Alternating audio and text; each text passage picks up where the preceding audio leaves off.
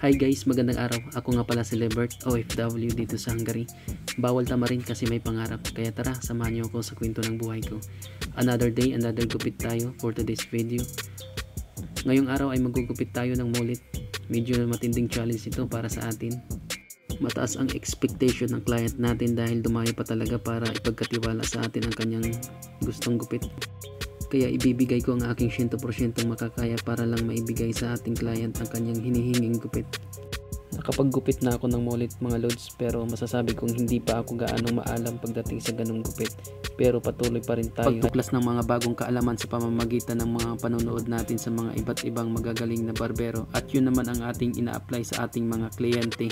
Nang sa ganun ay makasunod tayo sa mga nauusong mga gupit ngayon sa social media. Mga lods, pwede bang maglambing paki-follow naman ang aking Facebook page, nang sa ganun ay mas lalo pa akong ma-motivate na gumawa ng mga ganitong content. Nagpapasalamat pala ako kay sir dahil pumayag siyang gawin ko siyang model sa aking video. Mataas ang pagtitiwala ng kliyente sa atin dahil dinayo pa talaga tayo para ipagkatiwala ang kanyang gustong gupit. Mapapansin nyo dito lods, maliwanag pang ating video dahil ginagamitan natin ito ng ring light pang cellphone, ngunit kalaunan ay nalubat kaya medyo madilim na naman ang ating. At ito ay ginagamitan na natin ng number 1 guard para mas gumaganda ang blending ng ating gupit. Kaya napakahirap talaga magupit kapag madilim ang pwesto natin. At sa puntong ito ay sinusubukan ko mag-ipit-ipit dahil ito ang nauusong paraan sa pagbawas ng buhok sa itaas.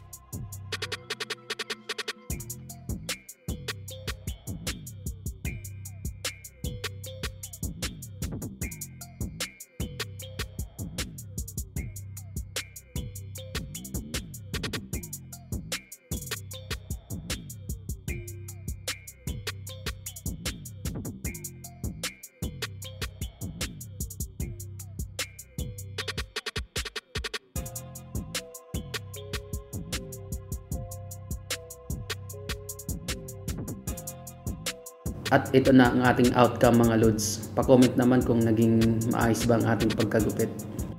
Mukhang ayos naman. Nagustuhan naman yata ni sir.